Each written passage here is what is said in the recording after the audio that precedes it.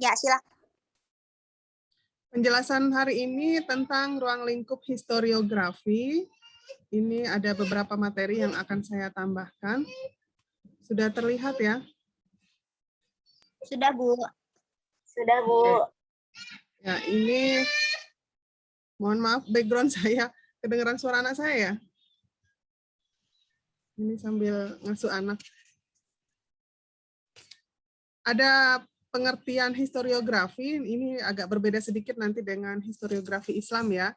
Jadi historiografi itu sendiri kan terdiri dari dua kata ya. Kemarin kita di awal itu sudah mengetahui histori itu apa ya. Histori kalau dalam bahasa Inggris itu kan tulisannya his dengan story ya sebetulnya. Jadi his itu adalah merujuk kepada laki-laki atau manusia, story adalah cerita. Jadi sejarah adalah cerita mengenai kehidupan manusia, bukan tentang hewan, bukan tentang pegunungan dan lain sebagainya. Nah, kemudian sekarang kita belajar tentang historiografi. Jadi histori itu sejarah, grafi itu adalah tulisan ya. Nah, jadi historiografi adalah penulisan tentang sejarah. Lalu kalau dilihat dari asal katanya, historiografi dari bahasa Yunani yang artinya ilmu yang dipergunakan untuk memaparkan mengenai gejala-gejala hal ihwal manusia yang bersifat kronologis. Kemudian suara saya bisa didengar dengan jelas ya? Bu, terdengar. Oke. Nah, penulisan sejarah sendiri adalah usaha untuk merekonstruksi sejarah ya, peristiwa di masa lampau berdasarkan bukti-bukti hasil penelitian gitu sehingga didapatlah data-data hasil penelitian dan dibuat menjadi satu penulisan sejarah. Kemudian menurut Ibnu Khaldun ada beberapa hal yang menjadi satu kesalahan ya. Jadi kesalahan dalam menulis sejarah menurut Ibnu Khaldun adalah sikap berpihak kepada satu kepercayaan atau pendapat. Jadi seorang sejarawan itu harus bersifat objektif, dia tidak subjektif. Harus netral gitu ya, tidak boleh berpihak. Kemudian kita juga tidak boleh percaya berlebihan kepada salah satu narasumber. Nah, misalnya kalian mau mengkaji tentang contoh nih bagaimana peran difungsi ABRI pada masa Orde Baru misalnya ya. Nah, terus kalian mewawancarai narasumber, yaitu seorang jenderal yang waktu itu berperan di masa Orde Baru misalnya. Nah, kalau misalnya kalian mewawancarai narasumber, itu tidak boleh hanya satu pihak gitu ya. Karena kalau apalagi dia sebagai pelaku sejarah, biasalah setiap manusia itu kan pasti punya jiwa narsisme gitu ya. Jadi seolah-olah perannya besar sekali gitu, padahal setelah dikonfirmasi dengan sumber-sumber yang lain ya biasa aja gitu. Ada perannya tetapi tidak sebesar yang dia katakan gitu kan. Nah, jadi ada juga yang misalnya berbohong, ada yang melebih-lebihkan gitu ya.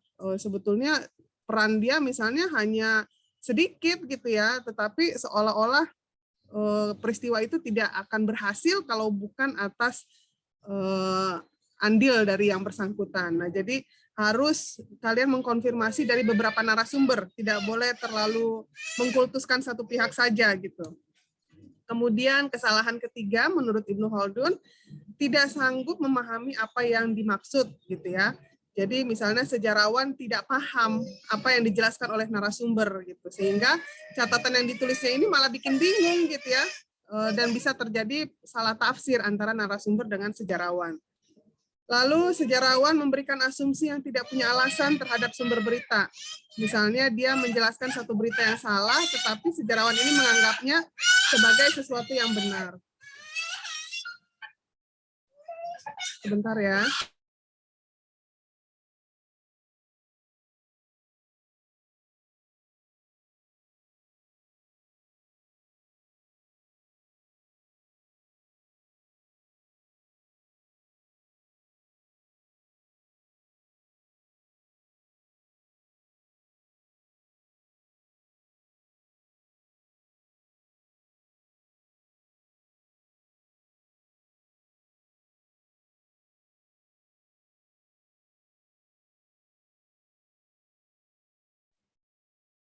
Oke, tadi saya ini tadi kelewat ya.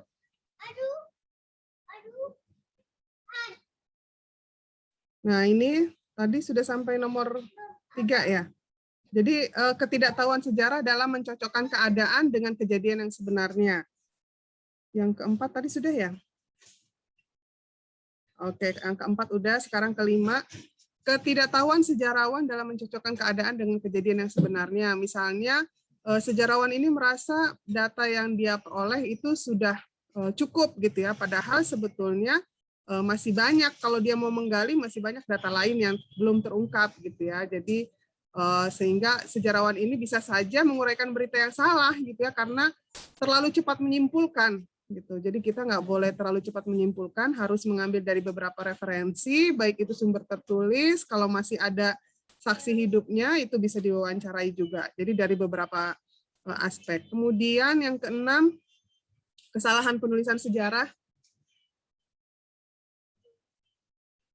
Kesalahan penulisan sejarah adalah keinginan untuk mengambil hati orang yang berkedudukan tinggi. Nah, jadi ini juga hati-hati ya. Jadi seorang sejarawan itu harus bersikap netral, tidak punya kepentingan ya. Jangan karena misalnya untuk menyenangkan penguasa dia menulis sejarah yang tidak sesuai realitanya gitu ya. Nah, kemudian tidak mengetahui watak atau kondisi yang ada dalam peradaban gitu. Nah, jadi kalau kita menulis sejarah juga harus dilihat background pada masa terjadinya peristiwa itu gitu. Apa fenomena sosialnya, bagaimana hukum yang berlaku saat itu gitu ya, sehingga bisa diklarifikasi kebenarannya. Lalu kita membedakan antara historiografi dengan historiografi Islam. Tadi historiografi itu adalah penulisan sejarah ya, jadi perkembangan penulisan sejarah peradaban dunia. Dia menganalisa berbagai macam perkembangan dunia, baik berupa peradaban, sosial, ekonomi, politik, kebudayaan, agama, dan lain sebagainya. Nah, sedangkan historiografi Islam ini merupakan berbagai skrip sejarah mengenai perkembangan yang terjadi atas peristiwa tokoh-tokoh Islam. Sama sebenarnya kalau bidangnya itu ya sosial juga, ekonomi, pemerintahan, peradaban, dan lain sebagainya. Tetapi dia lebih kepada menulis tentang sejarah perkembangan Islam. Kemudian dalam literatur lain dijelaskan, historiografi Islam itu adalah penulisan sejarah Islam yang sebagian besar ditulis dalam bahasa Arab, yang bertujuan untuk menunjukkan seluk-beluk perkembangan sejarah pemikiran dalam pendekatan ilmiah yang dilakukan dan disertai dengan uraian pertumbuhan, perkembangan, kemudian menjelaskan juga dengan kemunduran suatu peradaban gitu ya. Nah, ini adalah sesuatu hal yang lazim ditemui. Jadi kalau bangsa Arab itu sebetulnya mereka sejak dulu itu kan mereka ini kan terkenal dengan sukuismenya ya, ada klan-klan, ada suku-suku gitu ya, dan mereka itu terlalu apa istilahnya fanatik ya, ada fanatisme terhadap sukunya. Sejak dulu mereka sudah ada budaya menulis silsilah gitu ya, jadi silsilah keluarganya itu mereka jaga betul gitu. Nah, bahkan kalau di Indonesia sekarang ini kan banyak ya yang keturunan Arab. Itu keturunan Arab juga macam-macam, dari apa marga apa misalnya gitu kan. Nah, kemudian kita juga mengenal ada Habib-Habib gitu ya, dan tidak semua orang Arab itu adalah keturunan Habib. Jadi kalau misalnya ada orang yang mengaku-ngaku dia sebagai Habib gitu, itu ada ininya silsilahnya gitu, bisa dicek, mereka punya daftar silsilahnya, nanti ketahuan apakah mereka ini betul jalurnya gitu ya, silsilahnya gitu. Kalau tidak ditemukan di dalam silsilah itu ya berarti bukan keturunan Habib, ibarat kata begitu. Kemudian di Indonesia juga ada ya penulisan-penulisan seperti itu, misalnya penulisan babat, hikayat, dan lain sebagainya. Nah, ruang lingkup historiografi setidaknya ada 3 ya. Yang pertama, historiografi sebagai ilmu. Nah, historiografi ini punya metodologinya, jadi harus memiliki syarat keilmuan yang baik ya, untuk mengungkapkan fakta, konsep, generalisasi gitu. Nah, historiografi ini bisa dijadikan sebagai sumber ilmu, di antaranya ilmu sosial, karena kajian historiografi itu membahas proses dan perubahan sosial. Lalu historiografi ini juga sebagai sumber ilmu sastra dan humaniora, karena di dalam tulisan-tulisan historiografi itu banyak memiliki nilai-nilai sastra ya. Kalau kita lihat di sejarah, orang-orang Arab itu kan memang sangat menyukai sastra, puisi-puisi dan lain sebagainya. Nah, kalau dulu di Arab itu misalnya tadinya kan dia silsilah-silsilah ya. Setelah itu dia banyak menulis tentang keberhasilan sukunya dalam kan dulu kalau di Arab itu ya, kalau kalian pernah baca sejarah Arab pra-Islam atau sebelum datangnya Islam, mereka itu kan hidup berpindah-pindah. Karena sejak dulu area yang mereka tinggali itu berupa gurun, gersang gitu ya. Jadi mereka selalu berpindah-pindah untuk mencari sumber air, untuk mencari lahan untuk bercocok tanam juga gitu. Tetapi ya itu tadi kadang-kadang di dalam pencarian mereka yang berpindah-pindah itu mereka berebutan gitu. Berebut lahan dengan suku lain sehingga terjadi gesekan, bentrokan atau peperangan gitu ya dalam skala kecil karena antar suku. Nah, kemudian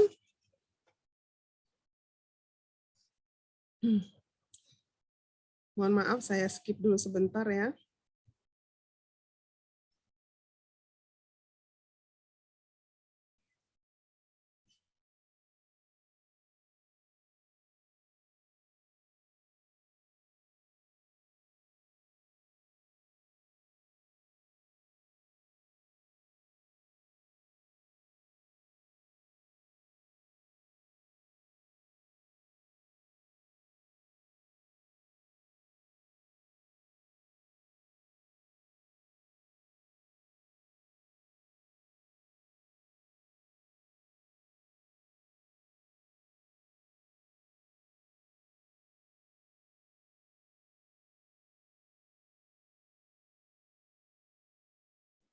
Saya lanjutkan lagi. Tadi historiografi sebagai ilmu. Ya. Ambil Bang. Makasih ya. Ya. Ya, makasih ya. Oke, selanjutnya tadi ke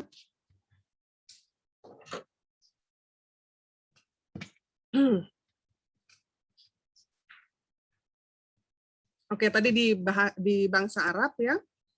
Jadi kalau dulu mereka ini kan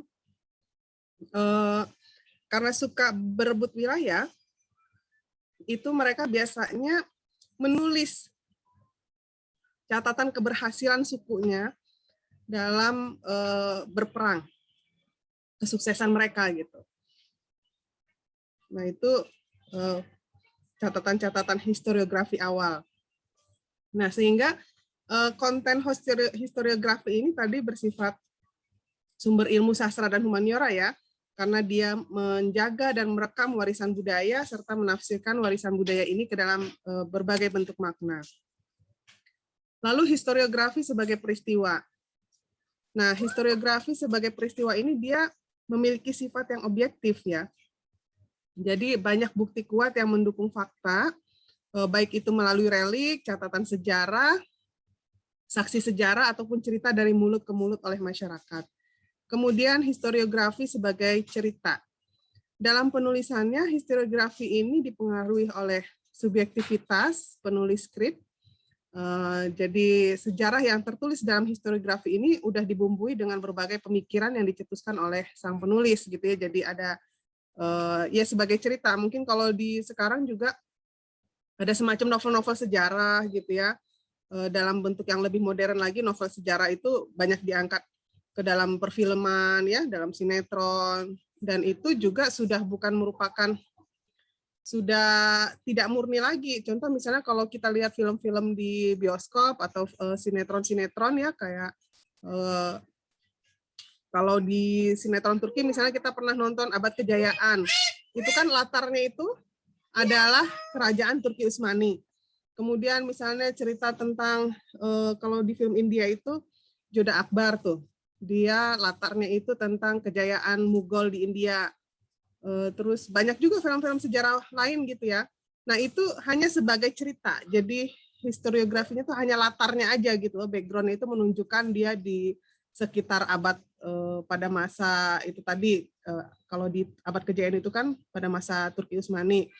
Nah, itu hanya latarnya aja, tetapi sudah banyak bumbunya gitu, karena kontennya itu untuk entertainment gitu. Tapi paling tidak memberikan sedikit gambaran lah tentang latar cerita atau kondisi di masa lalu. Misalnya kalau dulu, kalau di film-film kolosal itu peperangan itu kan masih menggunakan strategi perang yang sangat sederhana ya. Mulai dari berhadap-hadapan, satu lawan satu dengan pedang gitu kan, pasukan berkuda, terus mereka misalnya buat strategi, dibuat parit gitu, jadi ketika pasukan lawan datang mereka terjerembab, atau misalnya pakai ketapel raksasa yang mungkin kalau sekarang itu seperti Miriam gitu ya, tapi dikasih api, jadi ketika ketapel raksasa itu dilemparkan, itu bisa membakar satu pemukiman misalnya gitu. Nah, jadi seperti itu. Nah, paling nggak kita punya imajinasi di masa lampau itu, kisah-kisah sejarah itu seperti itu gitu. Itu hanya sebagai cerita. Kemudian ruang lingkup historiografi, kalau menurut Samsudin ini adalah sama tadi ya, bidang sosial, ekonomi, budaya, demografi, politik, intelektual, etnis, psikologi, pendidikan, medis, dan lain sebagainya. Tetapi yang penting fokusnya adalah kepada manusia ya, karena histori itu tadi ada cerita mengenai manusia gitu. Jadi dari berbagai aspek bisa dilihat. Nah, itu sekilas tentang ruang lingkup dan pembahasan dari historiografi. Masih menyimak? Masih, Bu. Masih, Bu. Oke.